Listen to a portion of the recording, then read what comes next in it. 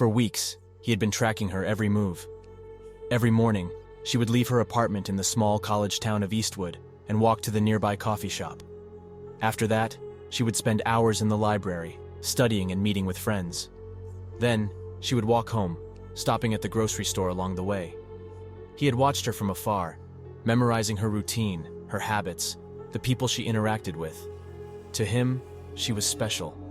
He had never felt this way before, and he couldn't help but obsess over her. Every time he saw her, his heart raced and his palms got clammy. He had planned everything meticulously. He knew the perfect time to strike, the perfect place to take her. And so, one night, as she walked home from the library, he pounced. He grabbed her from behind, putting a cloth soaked in chloroform over her face. She struggled at first, but soon she went limp, and he carried her to his car.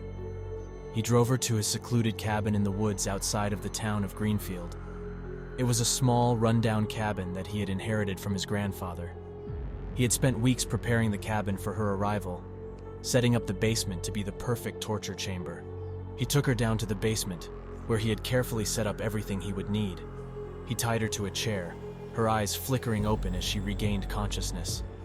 She looked around, her eyes widening in terror as she realized where she was. He stepped out from the shadows, his face obscured by a mask. He didn't speak, just stared at her with an intensity that made her heart race. And then he began. The torture was slow and methodical, each cut and each burn carefully planned out. He wanted to savor this, to make it last as long as possible.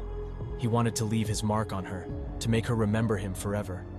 She screamed and begged, but he didn't stop. He just kept going, his mind consumed by the pleasure he felt. Days turned into weeks, and still he continued. He had lost track of time, lost track of everything except her. He had become completely consumed by his obsession. And then one day, it was over. She had died, and he was left alone in the darkness. He knew he would never find someone like her again, never have the chance to feel that rush of adrenaline, that overwhelming sense of power. But he was okay with that. He had made his mark, left his legacy. And even now, as he sits in his basement, surrounded by her remains, he can't help but smile. For he knows that he will always be remembered as the one who dared to take what he wanted, no matter the cost.